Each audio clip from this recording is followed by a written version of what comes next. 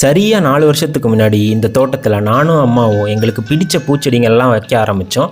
ஒரு வருஷத்திலே செடிங்க பூக்கள் தர ஆரம்பிச்சது. அதை எல்லாம் தினம் பறித்து சாமிக்கு பூ மாலையாகவும் தலையில் சூடவும் அலங்காரத்துக்காகவும் முதல்ல பயன்படுத்தினாங்க. ஒரு கட்டத்துக்கு மேலே பூக்கள் நிறைய பூக்க ஆரம்பிச்சது. அப்போ தான் பூக்களில் காய வச்சு டீக்காகவும் குளியல் பொடி முகப்பூச்சி பொடியாகவும் செஞ்சோம். செய்முறை காணொளிகளாக செங்காந்தல் மலர்கள் பக்கத்துலேயும் போட ஆரம்பித்தோம். நல்ல ஆதரவு எங்களுக்கு கிடைச்சிது. அதை தாண்டி பூக்கள்ல இருந்து மதிப்பு கூட்டும் பொருட்களுக்கான தேவை இவ்வளோ இருக்குது என்பதையும் எங்களுக்கு புரிஞ்சுது. ஏன்னா பூக்களோட தேவை வெறுமனே அலங்காரத்திற்காகவும் தலையில் சூடுறதை தாண்டி இயற்கை முறையில் விளைக்கும் போது உணவுப் பொருட்களாகவும் மருந்து பொருட்களுக்காக உட்கொள்ளவும் உடல் பராமரிப்புக்காகவும் பூக்கள் பயன்படுது. அதனால் எங்கள் பூக்கள் எல்லாம் வழக்கமாக பூ மார்க்கெட்டுக்கு அனுப்பாமல் அதில் இயற்கை முறையில் மதிப்பு கூட்டி 30க்கும் மேற்பட்ட பொருட்களை செஞ்சு விற்பனையும் செய்கிறோம். இப்போ செங்காந்தல் மலர்கத்துக்கு 100,000 பேர் பின்தொடர்ந்து ஆதரவு தரீங்க. இதில் ஆச்சரியம் என்னென்னா மலர்கள்லேருந்து செய்கிற பொருட்களுக்காக வெறும் ஒரு 100 காணொளிகளில் நம்ம இத்தனை பேர் ஆதரவு பெற்றிருக்கோங்கிறது ரொம்ப மகிழ்ச்சியாக இருக்குது.